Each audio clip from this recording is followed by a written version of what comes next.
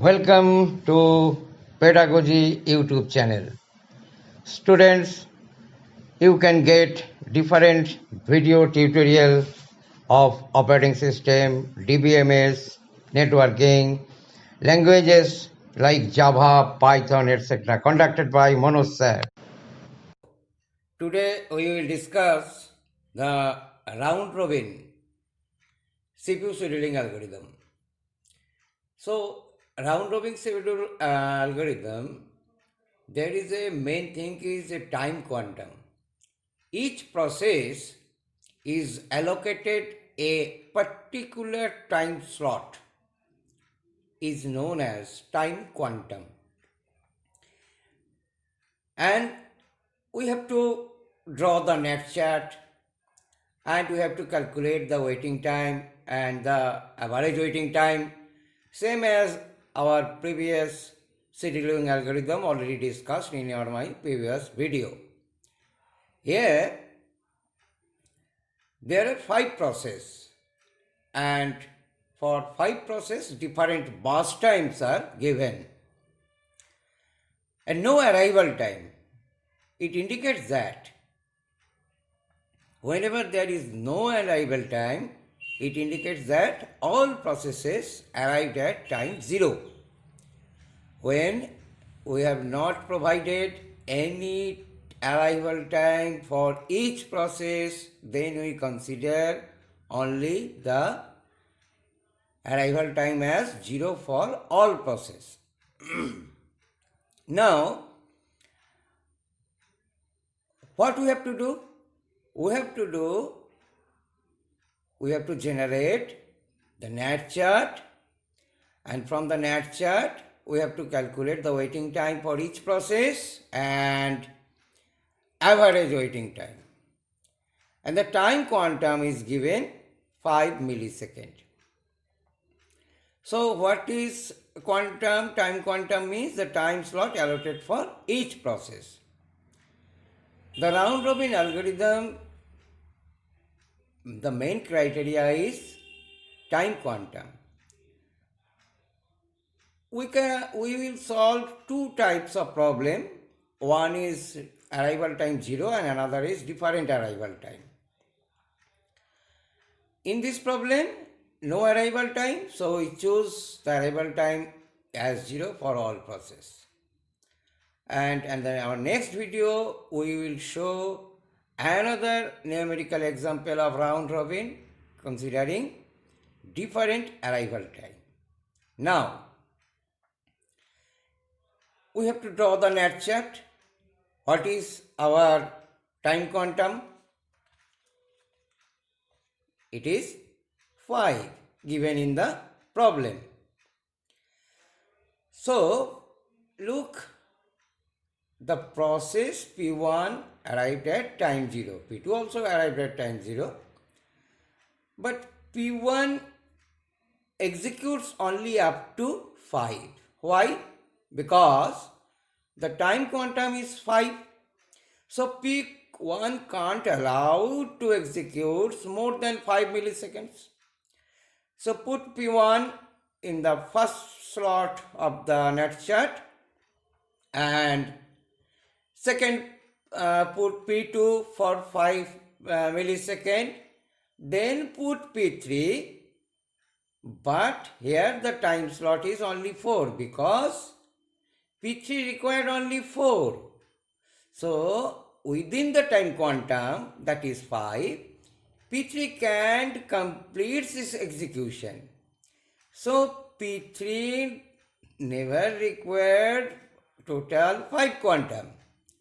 So from 10 to 14, P3 completes its execution. Now P4 will get chance. But P4, in case of P4, we only provide 5 time quantum because P4 requires 10 burst time. So after 5 time quantum, again we allocate P5 because now the chances of process P5. P5 required again 5 time quantum. So within the 5 time quantum, that means 90 to 24, P5 completes its execution. Now at the time slice 24, what will happen? P1 not completed, P2 also not completed, P4 also not completed. So again we provide P1 because in the ready queue P1 will get chance. P1 is the first process in the ready queue for the second iteration. Now you assign P1 5 time quantum. That means 24 to 29. P1 complete 5 plus 5, that means 10. 2 burst time again remaining. Again put P2. P2 requires only 3 time quantum because in our previous slot P2 has completed 5 burst time. So P2 only required 3, remaining 3, that means 29 to 32. So at the time quantum 32, P2 has completed its execution. Now the chances of P4, we allocate P4 5 because in our previous slot P4 executes 5 and again required 5 and the time quantum is also 5. So P4 will execute from 32 to 37. Actually P4 also completed its execution. Now what will happen now? P5 also completed, P1 not completed because P1 remaining 2 burst time, P2 completed, P3 to first time completed. Now we put P1 and P1 required how many burst time? Just 2 burst time because in previous slots P1 has completed 5 plus 5 10 and remaining burst time is 2.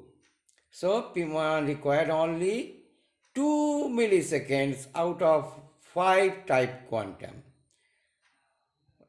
P1 need not require whole time quantum. So it required only 2 time quantum. That means P1 completes its 39 and at this moment all the processes has completed its execution. No process, look at the burst time and check whether all the processes completed or not. I think up to this it is very much clear because it looks like first come first serve, only the difference is the time quantum.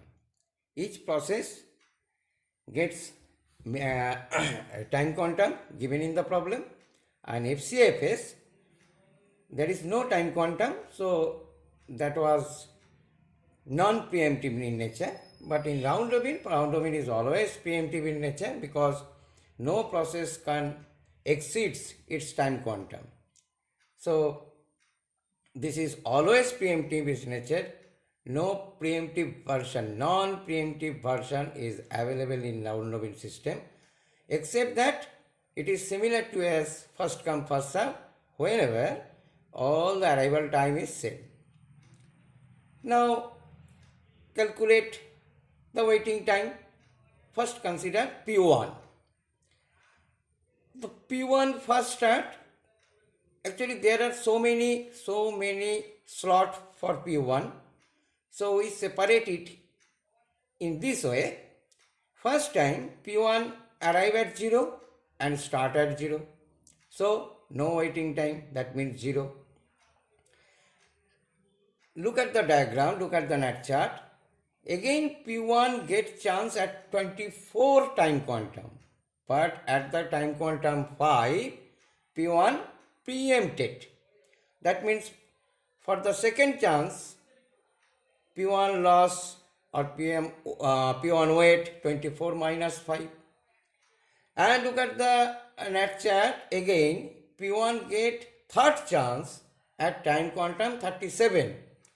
and it lost its second chance at the time quantum 29. So waiting time 37 minus 29.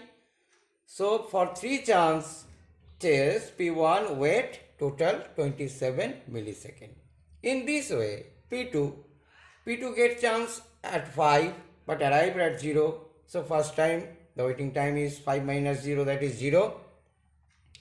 Second time P2 get chance where P2, look at the net chart, 29, and P2 completed first chance at 10 time quantum, 10 time slot, 10 millisecond, that means 29 minus 10, so 24 seconds.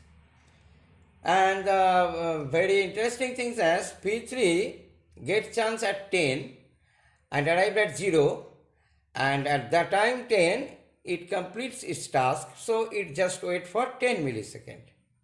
And P4 first time wait 14 minus 0, that is 14.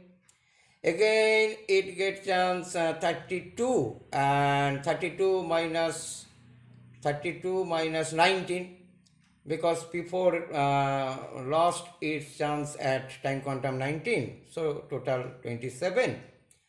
And for P5 start its execution as 19 and arriving time 0, so waiting time 19. So total average waiting time 107 and over total average waiting time 107 by number of process, that means 21.4 milliseconds. I think this video and this lecture is very, very fruitful for all the students. Okay, thank you. Go for our next example and for next video.